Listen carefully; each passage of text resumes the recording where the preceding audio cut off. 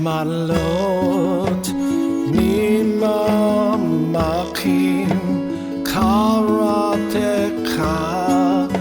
השם אדוני שמע בקולי תהיינה אזנך קשובות לכל תחנוני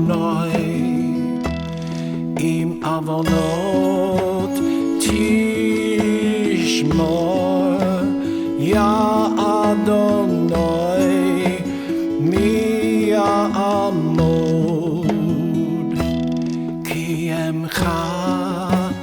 הסליחה למען תבורי קוויתי השם כיוותה נפשי ולדברו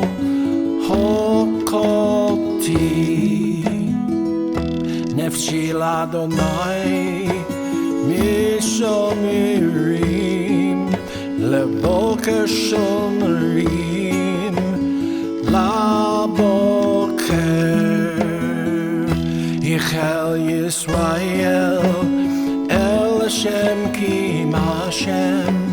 החסד והרבה